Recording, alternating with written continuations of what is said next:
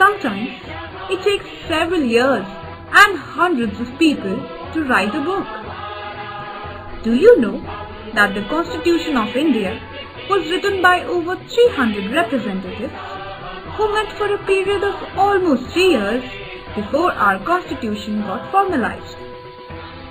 The Constitution was enacted on 26 November 1949 and enforced on 26 January 1950. Hence, 26 November is celebrated as Constitution Day and 26 January as a Republic Day. To ensure the representation was as diverse as possible, these 300 people were partly elected and partly selected from all sections of society. There were Hindus, Muslims, Sikhs, Parsis, Anglo-Indians, tribal communities, and so on. There was representation across regions, castes, educational and political backgrounds. There was also representation of women. Do you know how many women were represented? A total of 9 out of 300. A major accomplishment for a time when women empowerment was a faraway dream. Similarly, citing many complications and difficulties, the British wanted to write the Constitution for India for the left. This idea was however rejected by the Indians, who wanted to write the Constitution for themselves, as it would deal with their future.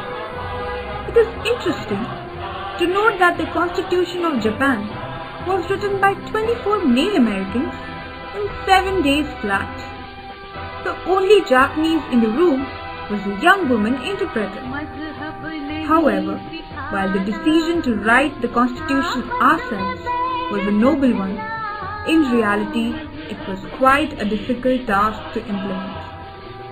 With 23 recognized languages and innumerable dialects, it was difficult to agree on the language in which the Constitution would be written. Finally, it was agreed that the members could speak in any language they want, and the Constitution would be written in English and translated at once into Hindi. When the Constitution was prepared, the societal environment was hugely challenging. Partition, religious rights, division on the basis of caste, weak role of women, and so on. And yet, the makers chose war. They instilled the fundamental human values of equality, liberty, justice, and fraternity as our core constitutional values and ensured that laws would protect these principles. One historian put it aptly: fundamental rights were to be framed amidst the carnage of fundamental wrongs. The sessions of Constituent Assembly were marked by intense debates. One subject was, who can vote? While debating over the qualification for voting and principles of representation, discussion was also held whether only educated people should be given the right to vote. This was opposed on the principle of equality, and finally, all citizens, irrespective of educational qualifications, caste, religion, or gender, got the right to vote.